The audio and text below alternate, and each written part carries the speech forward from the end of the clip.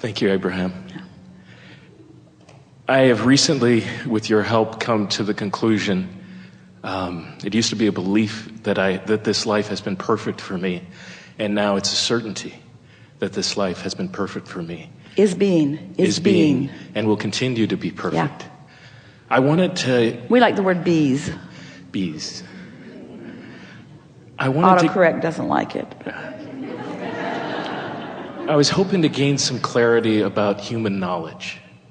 My manifestations are coming wonderfully. I have a wonderful life. I have a fantastic wife, a caramel goddess. Yeah. I've manifested children that are wondrous to behold. Yeah. And I've always enjoyed a rich mental life. And as I explore various aspects of knowledge, what I want to get clear about is if you are in the vortex when you explore various topics, are there any topics that are off limits? Oh. So there are some topics that... Well, let us be clear about that.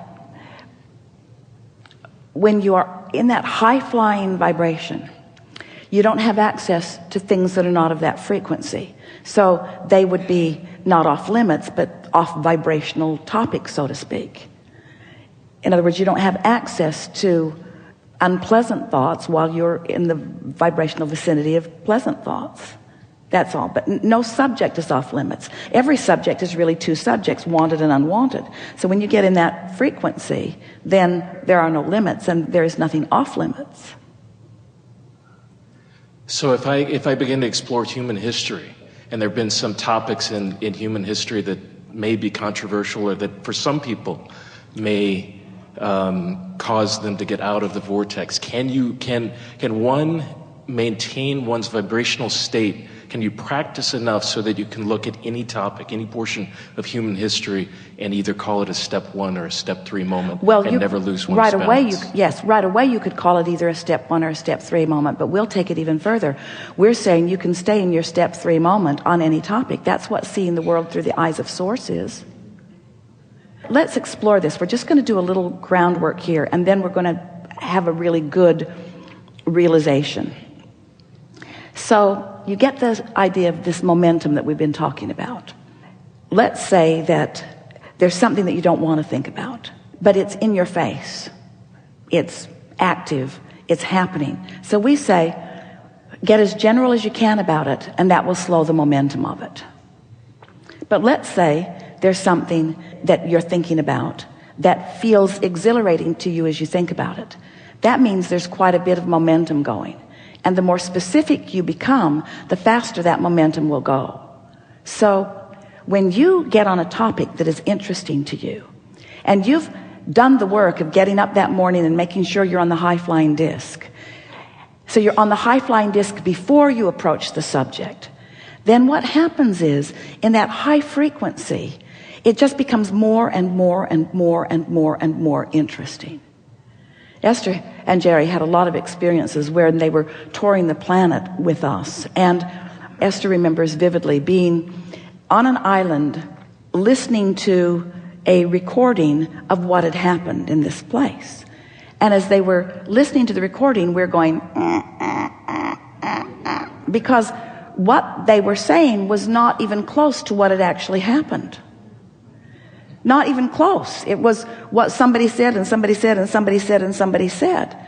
And so Esther is saying to Jerry, it seems like there's something else that actually happened here. They could hardly wait to get back to the hotel room so that we could have a dialogue about what happened. So on this island, there were some barricades that were out rather close to the seashore. And the guide was explaining that on the other side of this barricade was where they had built their home, sort of fortress. And we explained that their enemies were coming from the sea, not from the land. They had the house on the wrong side of the wall. And so if you're interested in details, that broader perspective can give it to you. That's really not the kind of expanded thought that we think that you are really reaching for. In other words, the expansion of thought is the most exhilarating thing in the world. And the life that you're living in conjunction with this alignment, is going to bring you more insight and clarity about this dynamic life that you are carving. We're not trying to discourage you from history or from anything that is pleasing to you. And all of it will continue to evolve. History keeps changing. History changes as current people put their eyes upon it. That's why no story that has ever been written about what happened is even close to the reality of what happened there. You do not have the power to perceive what happened then from your perception now. How often do you run around in your current time not able to communicate with each other because you're on such different vibrational wavelengths?